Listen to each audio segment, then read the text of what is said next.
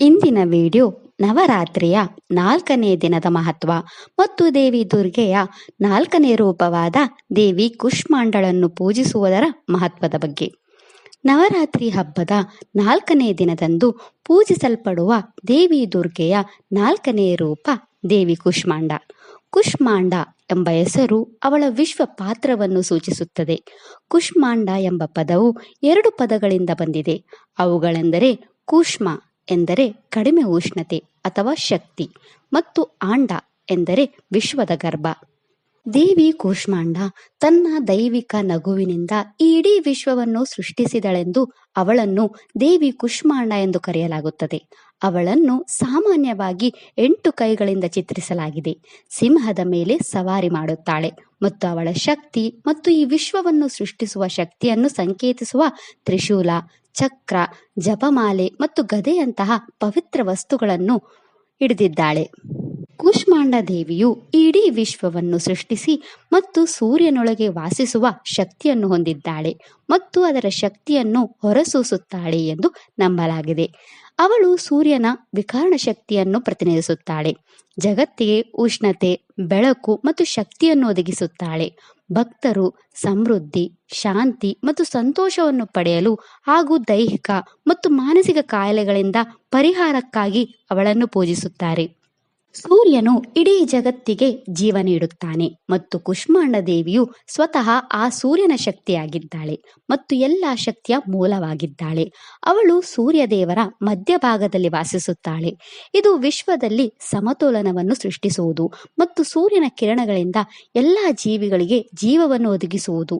ಅವಳ ಶಕ್ತಿಯು ಸೂರ್ಯನಿಗೆ ಎಲ್ಲರಿಗೂ ಜೀವ ನೀಡುವ ಸಾಮರ್ಥ್ಯವನ್ನು ನೀಡುತ್ತದೆ, ಏಕೆಂದರೆ ಅವಳು ಸ್ವತಃ ಶಕ್ತಿಯ ಅವತಾರ. ಒಮ್ಮೆ ಜಟಕಾಸುರನ ಸೋಲಿನ ನಂತರ ಅವನ 2 ಅಸುರ ಪುತ್ರರಾದ ಮಾಲಿ ಮತ್ತು ಸುಮಾಲಿ ಮಹಾ ಅಸುರ ಯೋಧರಾಗಿದ್ದರು. ಶಿವನನ್ನು ಮೆಚ್ಚಿಸಲು ಮತ್ತು ಅವನ ಆಶೀರ್ವಾದ ಪಡೆಯಲು ಒಂದು ದೊಡ್ಡ ಉಗ್ರ ತಪಸ್ಸನ್ನು ಮಾಡಲು ಪ್ರಾರಂಭಿಸಿದರು.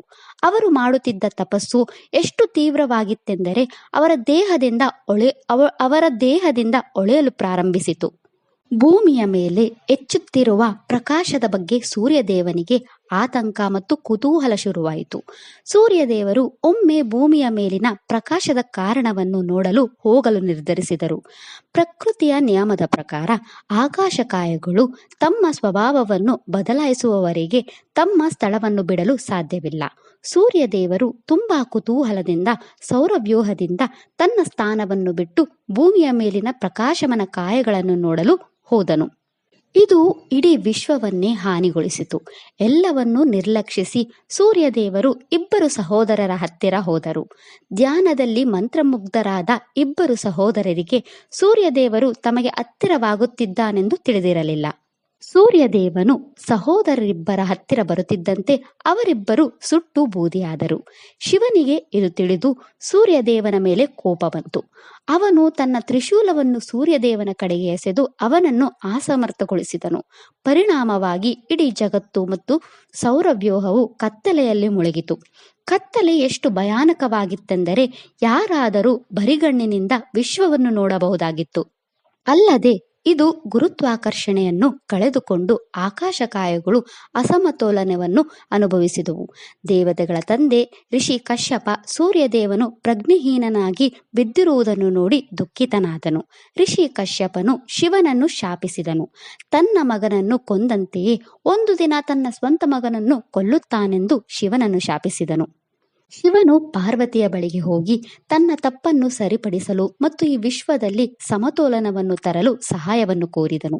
ತಾನು ಎಲ್ಲಾ ಶಕ್ತಿಗಳ ಮೂಲ, ಅವಳು ಈ ವಿಶ್ವಕ್ಕೆ ತಾಯಿ ಎಂದು ಹೇಳುವ ಮೂಲಕ ಶಿವನು ಅವಳಿಗೆ ಅರಿವು ಮೂಡಿಸಿದನು. ಪಾರ್ವತಿ ದೇವಿಯು ಸೂರ್ಯದೇವನನ್ನು ಇರಿಸಿದ ಸ್ಥಳಕ್ಕೆ ಹೋದಳು.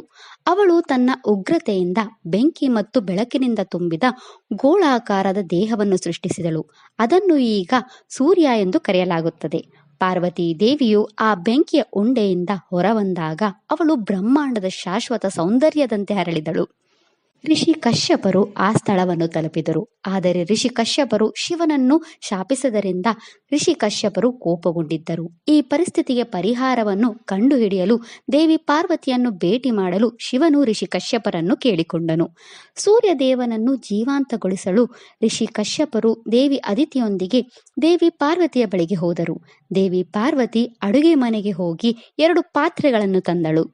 ಪಾರ್ವತೀ ದೇವಿಯು ಅವರಿಬ್ಬರ ಒಂದು ಮಡಕೆಯನ್ನು ತಮ್ಮ ರಕ್ತದಿಂದ ತುಂಬಲು ಕೇಳಿಕೊಂಡಳು. ಋಷಿ ಕಶ್ಯಪನು ತನ್ನ ಶಕ್ತಿಯಿಂದ ಆ ಮಡಕೆಯನ್ನು ಅವರಿಬ್ಬರ ದೇಹಗಳ ರಕ್ತದಿಂದ ತುಂಬಿಸಿದನು. ಇನ್ನೊಂದು ಮಡಕೆ ಸ್ವಯಂಚಲಿತವಾಗಿ ಅಮೃತದಿಂದ ತುಂಬಿತು. ದೇವಿ ಪಾರ್ವತಿ ಋಷಿ ಕಶ್ಯಪನನ್ನು ಸೂರ್ಯದೇವನ ಬಾಯಿಗೆ ಪವಿತ್ರ ರಕ್ತ ಮತ್ತು ಅಮೃತವನ್ನು ಸುರಿಯಲು ಕೇಳಿಕೊಂಡಳು. ದೇವಿ ಪಾರ್ವತಿ ಋಷಿ ಕಶ್ಯಪ ಮತ್ತು ದೇವಿ ಅದಿತಿಗೆ ಇಡೀ ವಿಶ್ವದಲ್ಲಿಯೇ ಶ್ರೇಷ್ಠ ಮತ್ತು ಅತ್ಯುತ್ತಮ ಮಗುವನ್ನು ಪಡೆಯುವುದಾಗಿ ಹೇಳಿದಳು. ಜಟಕಾಸುರನ ಮೊಮ್ಮಗ ಸುಕೇಶ ಮತ್ತು ಅವನ ಪತ್ನಿ ದೇವಾವತಿ ಕೂಡ ಮಾಲಿ ಮತ್ತು ಸುಮಾಲಿ ಅಸುರರ ಚಿತಭಸ್ಮದೊಂದಿಗೆ ದೇವಿ ಪಾರ್ವತಿಯನ್ನು ಭೇಟಿಯಾದರು. ಪಾರ್ವತೀ ದೇವಿಯು ದೇವಾವತಿಗೆ ಗರ್ಭದಲ್ಲಿ ಒಂದು ಅಂಡಾಣುವನ್ನು ಕೊಟ್ಟಳು. ನಂತರ ಆ ಅಂಡಾಣುವಿಂದ ಜನಿಸಿದ ಮಕ್ಕಳು ರಾಕ್ಷಸರಾಗಿದ್ದರು. ಈ ರೀತಿಯಾಗಿ ಪಾರ್ವತಿಯ ಸತ್ಕಾರ್ಯಗಳಿಗಾಗಿ ಆಕೆಗೆ ದೇವಿ ಕುಷ್ಮಾಂಡ ಎಂದು ಹೆಸರಿಸಲಾಯಿತು. ನಂತರ ಸೂರ್ಯದೇವನು ಸೂರ್ಯಲೋಕದಲ್ಲಿ ಸೂರ್ಯಾಸನದಲ್ಲಿ ಉಳಿಯಲು ದೇವಿ ಕುಷ್ಮಾಂಡಳನ್ನು ವಿನಂತಿಸಿಕೊಂಡನು. ಕುಷ್ಮಾಂಡ ದೇವಿಯು ಸೂರ್ಯನ ಮಧ್ಯಭಾಗದಲ್ಲಿ ವಾಸಿಸುವ ಶಕ್ತಿಯನ್ನು ಹೊಂದಿದ್ದಾಳೆ. ಆಕೆಯ ಪ್ರಕಾಶವು ಸೂರ್ಯನಿಗೆ ಅದರ ಹೊಳಪನ್ನು ನೀಡುತ್ತದೆ. ಅವಳು ಸೂರ್ಯನಿಗೆ ನಿರ್ದೇಶನಗಳನ್ನು ನೀಡುತ್ತಾಳೆ ಎಂದು ಹೇಳಲಾಗುತ್ತದೆ. ಕುಷ್ಮಾಂಡ ದೇವಿಯು ತನ್ನ ಬಹುಮುಖ ಸ್ವಭಾವ ಮತ್ತು ಶಕ್ತಿಯನ್ನು ಸಂಕೇತಿಸುವ 8 ಕೈಗಳನ್ನು ಹೊಂದಿರುವುದರಿಂದ ಅವಳನ್ನು ಅಷ್ಟಭುಜ ದೇವಿ ಎಂದು ಕರೆಯಲಾಗುತ್ತದೆ. ಅವಳು ತ್ರಿಶೂಲ, ಚಕ್ರ, ಗದೆ ಮತ್ತು ಬೀಲು ಮತ್ತು ಬಾಣ ಸೇರಿದಂತೆ ವಿವಿಧ ದೈವಿಕ ಆಯುಧಗಳನ್ನು ಹೊಂದಿದ್ದಾಳೆ. ಅವಳು ಜಪಮಾಲೆ, ಪವಿತ್ರ ಕಮಂಡಲು ಮತ್ತು ಅಮೃತ ಮತ್ತು ರಾಕ್ಷಸರ 2 ಮಡಿಕೆಗಳನ್ನು ಹಿಡಿದಿರುವುದನ್ನು ಕಾಣಬಹುದು. ಅವಳು ಧರ್ಮ ಮತ್ತು ನ್ಯಾಯವನ್ನು ಸಂಕೇತಿಸುವ ಸಿಂಹದ ಮೇಲೆ ಸವಾರಿ ಮಾಡುತ್ತಾಳೆ. ಸಿದ್ಧಿಗಳು ಮತ್ತು ನಿಧಿಗಳನ್ನು ದಯಪಾಲಿಸುವ ಎಲ್ಲ ಶಕ್ತಿಯು ಅವಳ ಜಪಮಾಲೆಯಲ್ಲಿದೆ ಎಂದು ಹೇಳಲಾಗುತ್ತದೆ. ಅವಳು ತನ್ನ ಒಂದು ಕೈಯಿಂದ ಅಭಯ ಮುದ್ರೆಯನ್ನು ಪ್ರದರ್ಶಿಸುತ್ತಾಳೆ. ಅದರೊಂದಿಗೆ ಅವಳು ತನ್ನ ಎಲ್ಲ ಭಕ್ತರನ್ನು ಆಶೀರ್ವಾದಿಸುತ್ತಾಳೆ. ದೇವಿ ಕುಷ್ಮಾಂಡಳ ಪೂಜೆಯ ಸಮಯದಲ್ಲಿ ಅವಳಿಗೆ ಕೆಂಪು ಹೂವುಗಳನ್ನು ಅರ್ಪಿಸಲಾಗುತ್ತದೆ. ಬ್ರಹ್ಮಾಂಡನೊಂದಿಗಿನ ಅವಳ ಸಂಬಂಧದಿಂದಾಗಿ ಅವಳು ಕುಷ್ಮಾಂಡ ಎಂದು ಕರೆಯಲ್ಪಡುವ ಬಿಳಿ ಕುಂಬಳಕಾಯಿಯ ಬಲಿಯನ್ನು ಸಹ ಇಷ್ಟಪಡುತ್ತಾಳೆ. ಅವಳೊಂದಿಗೆ ಸಂಬಂಧಿಸಿದ ಬಣ್ಣ ಹಳದಿ ಬಣ್ಣವಾಗಿದೆ. ನವರಾತ್ರಿಯ 4ನೇ ದಿನದಂದು ಭಕ್ತರು ದೇವಿಗೆ ಹಳದಿ ಬಟ್ಟೆಗಳು ಮತ್ತು ಹಳದಿ ಸಿಹಿ ತಿಂಡಿಗಳನ್ನು ಅರ್ಪಿಸುತ್ತಾರೆ. ಹಳದಿ ಬಣ್ಣವು ನಮ್ಮ ಜೀವನದಲ್ಲಿ ಸಂತೋಷ, ಕರುಣೆ, ಸಕಾರಾತ್ಮಕತೆ ಮತ್ತು ಆಶೀರ್ವಾದವನ್ನು ಪ್ರತಿನಿಧಿಸುತ್ತದೆ. ಇದು ನಮ್ಮ ಜೀವನದಲ್ಲಿ ಯಾವಾಗಲೂ ಹರ್ಷಚಿತ್ತದಿಂದ ಮತ್ತು ಉನ್ನತಿಯಲ್ಲಿರಲು ಸಹಾಯ ಮಾಡುತ್ತದೆ. ದೇವಿ ಕುಷ್ಮಾಂಡಳಿಗೆ ನವಧಾನ್ಯಗಳನ್ನು ಅರ್ಪಿಸಲಾಗುತ್ತದೆ. ದೇವಿ ಕುಷ್ಮಾಂಡಳನ್ನು ಪೂಜಿಸುವುದರಿಂದ ನಮಗೆ ಶಕ್ತಿ, ಸಂಪತ್ತು, ಖ್ಯಾತಿ ಸಿಗುತ್ತದೆ ಮತ್ತು ಜೀವನದಲ್ಲಿನ ದುಃಖಗಳು ಮತ್ತು ಅಡೆತಡೆಗಳನ್ನು ಕೊನೆಗೊಳಿಸಬಹುದು. ಜೀವನದಲ್ಲಿ ಆತಂಕ, ಖಿನ್ನತೆ, ಭಯ ಮತ್ತು ಇಂದಿನ ವಿಷಾದಗಳನ್ನು ಎದುರಿಸುತ್ತಿರುವವರು ದೇವಿ ಕುಷ್ಮಾಂಡಳನ್ನು ಪೂಜಿಸಬೇಕು. ದೇವಿ ಕುಷ್ಮಾಂಡ ಸೂರ್ಯಗ್ರಹವನ್ನು ಆಳುತ್ತಾಳೆ.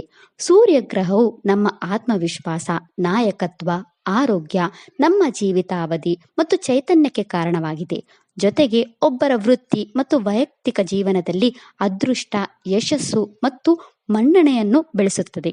ಇದು ಗೌರವ ಮತ್ತು ಅಧಿಕಾರ, ನಮ್ಮ ತಂದೆಯೊಂದಿಗಿನ ಸಕಾರಾತ್ಮಕ ಸಂಬಂಧ ಮತ್ತು ನಮ್ಮ ಕೆಲಸದ ಸ್ಥಳದಲ್ಲಿ ಉನ್ನತ ಅಧಿಕಾರತ್ವ ಮತ್ತು ಒಬ್ಬರ ಆಧ್ಯಾತ್ಮಿಕ ಮಾರ್ಗ ಮತ್ತು ಉದ್ದೇಶಕ್ಕೆ ಬಲವಾದ ಸಂಪರ್ಕದಂತಹ ಅಂಶಗಳನ್ನು ಪ್ರಭಾವಿಸುತ್ತದೆ.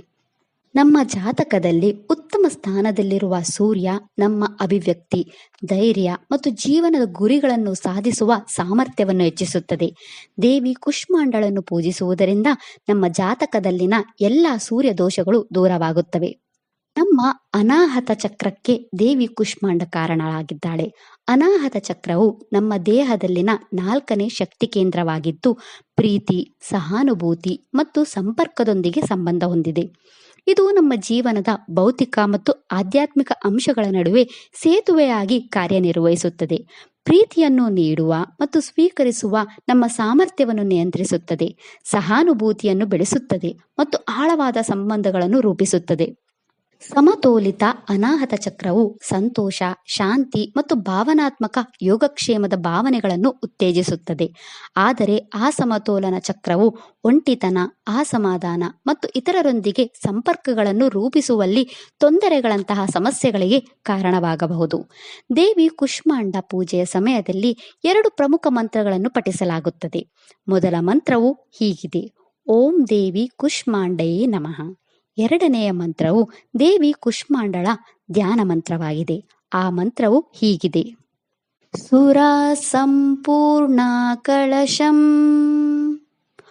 ರುಧಿರಾಪ್ಲುತಮೇವ ಚ ದದ್ದಾನ ಅಸ್ತ ಪದ್ಮಾಭ್ಯಂ ಕುಷ್ಮಾಂಡ ಶುಭದಸ್ತು ಮೇ. ಇದಿಷ್ಟು ನವರಾತ್ರಿಯ 4ನೇ ದಿನದ ಮಹತ್ವ ಮತ್ತು ದೇವಿ ಕುಷ್ಮಾಂಡಳನ್ನು ಪೂಜಿಸುವ ಮಹತ್ವದ ಬಗ್ಗೆ. ಓಂ ದೇವಿ ಕುಷ್ಮಾಂಡಯೇ ನಮಃ. ಈ ವಿಡಿಯೋ ಇಷ್ಟ ಆದರೆ ಲೈಕ್ ಮಾಡಿ, ಶೇರ್ ಮಾಡಿ ಮತ್ತು ಚಾನೆಲ್ ಸಪೋರ್ಟ್ ಮಾಡೋಕ್ಕೆ ಸಬ್ಸ್ಕ್ರೈಬ್ ಮಾಡಿ. ಧನ್ಯವಾದಗಳು.